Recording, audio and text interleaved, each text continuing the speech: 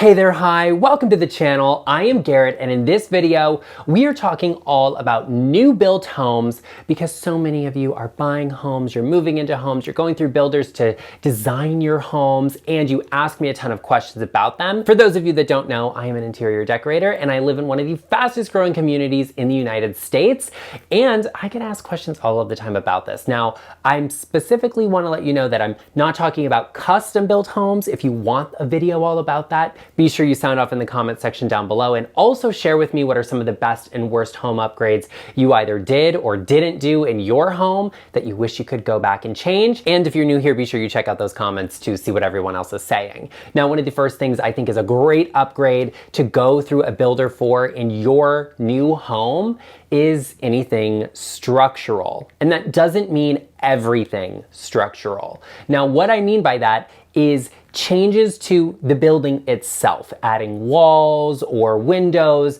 Those sorts of things are difficult to do afterward and sometimes impossible. An example is I recently toured a model home that was beautiful, and one of the upgrades offered was extending the ceiling height to 9 feet from 8 feet. 8 feet felt kind of basic, like it's 2024, it should be 9-foot ceilings, but you could upgrade.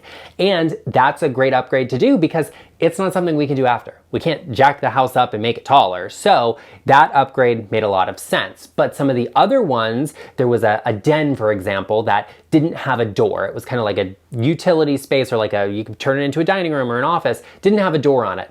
Adding that door came with a significant cost because it would have made that a bedroom. And that's the sort of thing you want to talk to a real estate agent and also a contractor about. A real estate agent, because maybe adding another bedroom to that house increases the value of it, and that's something you need to know about. And also a contractor to see how much it's actually going to cost to add a door after the fact, because it might be thousands of dollars less. So that was a structural upgrade that maybe didn't make the most sense. But sometimes you have things like extending the size of windows or changing out doors to be bigger sliding doors.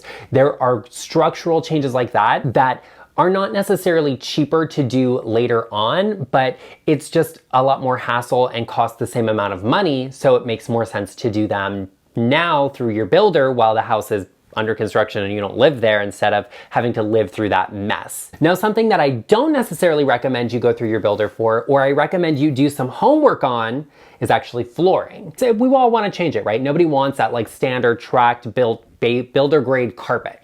So a lot of people look for solid surface options. That can be a big source of revenue for a builder, and you may pay a large premium for it that isn't necessary. So I recommend taking the floor plan of that house you're looking at and talking to a flooring contractor and saying, this is what I'm interested in, this is the cost per square footage, what's the labor cost, what's it going to cost me to put this in the house, and then compare the two. And you may just find that you could save tens of thousands of dollars by doing a little bit of that work after the fact instead of going through your builder for it. If you are at a point where you just can't make up your mind, you don't know what to choose, what to select, you're like, this is so overwhelming, you could always book a one-on-one consultation with me to talk about all of your design and decorating needs using the link in the description box down below, or going to intro.co/GarrettLeChic.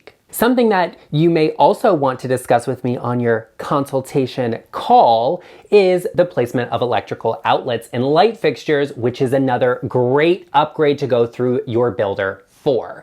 I think this is fantastic because electricians can do a lot. They're very nifty people. They can get wiring into places you wouldn't expect in ways you couldn't expect it, but they're not miracle workers.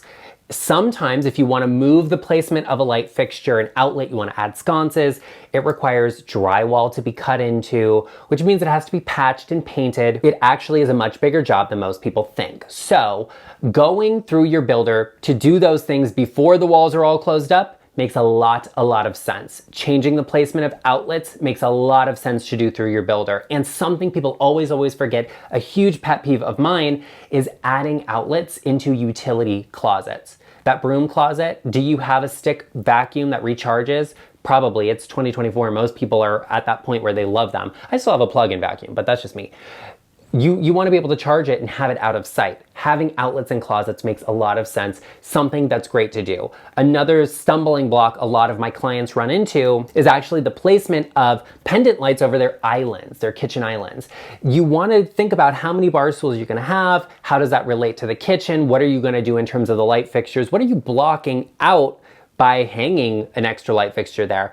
I think the best bet is to do like 3 to 5 bar stools and 2 light fixtures. So you get some asymmetry there, you get some balance there, and it makes a lot of sense that way. But, you know, think about that placement, because if you add it in after the fact, now you're gonna have an outlet that's been covered up and they're just gonna put a cap on it because they have to have access to electrical outlets and stuff like that. It's a code thing, don't ask me about it. But, you know, you have to think about that. So electrical upgrades are great things to do through your builder. And there's also something called a pre-plumb you can add to your home through your builder. And pre-plumbs are great, especially a pool pre-plumb. I think they're fantastic, whether or not you're putting a pool into your house. Maybe you want an outdoor kitchen, maybe you want a fire pit, maybe you want to have a spa, a jacuzzi, a fountain, whatever outside. Having access to water, drainage, electrical, gas makes a lot of sense to add into your home. And I would also say that you should look at what upgrades are offered and then see if they can be offered in other areas as well. I've personally done it with fireplaces, where you have like a fireplace in the living room and directly above is the primary bedroom, and you're like, hey, I'd love to have a fireplace there. Like, will you put 2 fireplaces in if I pay for 2 of them? And most of the time I haven't had a problem with that. And that may be something that's really wonderful to consider and will save you work to do on the house after you've closed on it. However, something I would say is not necessarily a good upgrade to go through a builder for, and probably isn't worth it, is actually through your light fixtures and actually a lot of the hardware in your house. The reason for that is a lot of home builders, in order to build homes at the scale they do and at the speed they do, is they buy all of this stuff in advance, like appliances and, you know, those light fixtures. So they already have them. You're already paying for them. If you want something different, you're gonna pay full price for that too. You're better off just waiting and doing it after the fact. That way you at least get the builder grade light fixtures. Maybe you can sell them on Facebook Marketplace, I don't know, and recoup a little bit of that cost. It's something to consider. I don't think you have to go through your builder to change out those light fixtures. Any electrician can do this. I always recommend you work with a licensed electrician. I don't mess with electricity. It's one of the only things I have a fear of in my life. Like, I don't like electricity, so don't do that on your own. Most of these national home builders, they're like, hey, you know what? You can go to the design center on this day and pick out all your finishes. And you have 1 day to do that, which is probably like 2 weeks after you put the down payment on the house or secured the parcel or whatever. So it can be really stressful, and waiting and doing that after the fact gives you a lot more time to make good decisions and think about them and determine what you really want and what's going to work best with the style of the home and all of your furniture pieces. So sometimes it's really good to wait, and maybe you even want to live in it for a while and see what happens. Something you should not wait for is joining the LeChic family and becoming a part of it by hitting that subscribe button. Honey, you made it this far in this video. You know this information is top tier premium and no one else is giving it to you. So don't be fake. Hit that subscribe button, join us. We would love to have you as a part of the LeChic family. And while you're down there, you should probably give this video a like while you're at it. Thanks. In my opinion, it usually is not the best decision to change those light fixtures through your home builder. It's just not. But something that has to do with your paint. Painting a house is not easy, it's not inexpensive to do, so while the house is being built, it's gonna be painted. And that's a good time for you to change the paint color or the paint finish, the quality or grade of paint. And while you're at it, remember that while your house is being built, they have to put texture on your walls. It's a good time to consider a level 5 upgrade, which makes perfectly smooth walls in your home. Sometimes that's a big cost, a premium expense, but it's definitely worth it in my opinion in terms of the overall design and what it does to the space. The paint, however, is one of the best upgrades you can do in your home while it's being built, because like I said, it has to be painted. Okay, you can't move into a house with no paint on the walls. And you can change the color, you can change the quality of the paint. I love a flat paint, but it has to be a good quality. Otherwise it's chalky, it leaves scuffs, it's impossible to clean. This is a good time to upgrade that quality. And as far as upgrading the level of finish on the walls from like a orange peel to a level 5, Doing it after the fact is extremely dirty, it's dusty, it's messy, it takes a long time. You do not want to be living in a house while you have that done. Also, you have to think about the fact that your home might have, carpet in it. All of that drywall dust is going to get into that carpet and you will never get it out. It's not something you want to have done while the flooring is in place, so it's something I recommend having done before. If a builder did not offer exactly the paint color I wanted and I knew I wanted something else, I would not pay a premium to settle for less. And that's just who I am as a person. Now, something that doesn't always make the most sense to go through your builder for and is something you really should look into are those custom finishes. Even if you upgrade to level 5 smooth walls, it doesn't mean going through your builder to have a gorgeous accent wallpaper installed is going to be the best decision, because once again, you may pay a big premium for that. So some of those things, like, if you want to have an entire wall of cabinetry custom built into the office space, it might be more affordable to do that after you move in. So you want to get quotes for that in advance. Also, like I said, when you put that down payment on the house, you secure it as yours, you've got a very, very small amount of time to go in and make those customized changes to this space and choose all of your finishes and everything. It can be so incredibly overwhelming if you don't have enough time to make those decisions. And sometimes you don't want to rush into that, and this isn't the instance where you want to do that. The number one upgrade I love in a home, in any home, and I think it's worth customizing and changing in your existing home, a resale, a custom home, whatever, all of them. Cabinetry to the ceiling. Cabinetry to the ceiling is one of my favorite things. It brings me so much joy in my life and pain and misery when it's not there. Okay, so I think it's one of the best upgrades to go through a builder for. And the reason I say when you're building your home, that's the time to do it, is because I don't know where your kitchen cabinets came from. I could look at them. I have no clue. Maybe they came off of a box shelf at some store. Maybe they were completely custom made. I have no clue. I can't match them to extend them to the ceiling. So it's a good time to do that because your builder knows where those cabinets are from. They have access to them. They're gonna get them and put them up there and boom, you're good to go.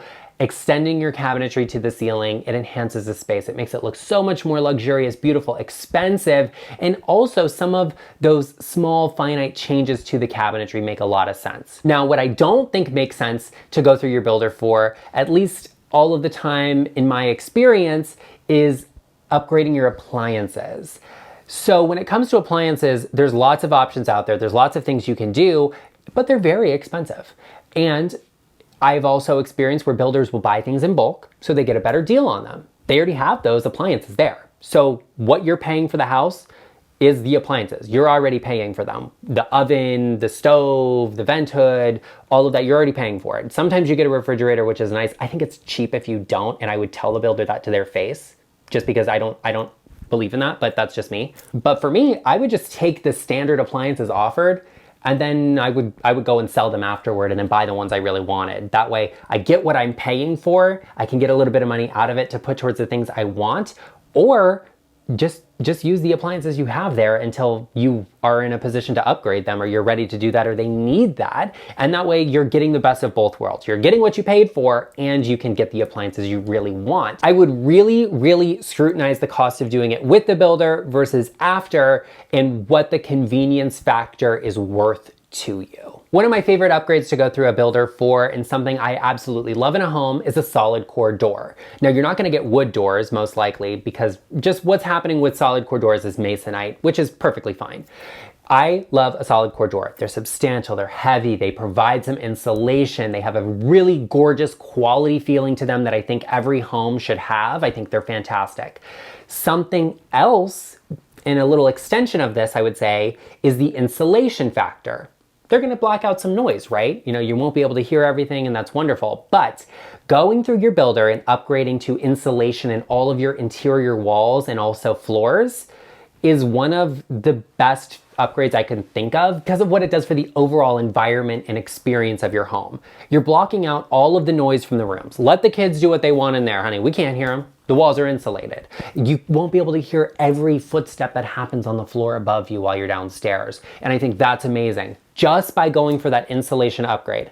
I don't think they're that unreasonably priced for the amount of insulation you're getting and the work done. Plus, it's not something you can do afterward. You're not having all your walls ripped out to have insulation added to them. So I think that's a really good upgrade to go through a builder for, because it makes a big difference to the experience and the feeling of a home. If you can upgrade the insulation in your attic and exterior walls, that's really wonderful for energy savings, which is also a great thing to consider when you're putting the insulation on the walls and floors. If your home is on a dual air-conditioned system, or you have different zones in your home, well, you can keep different areas, different temperatures, and you don't get the leakage you would if you don't have that insulation. A lot of people will say you can just go in after the fact and replace those hollow core doors with solid doors, but it's not as simple as that, because your home is built in a specific way, it settles a little over time, and not all of your door openings or doors themselves are perfectly square. So it can be almost impossible to get the correct fit of those doors afterward, so it's not what I really recommend doing. While I think upgrading the doors makes a lot of sense, what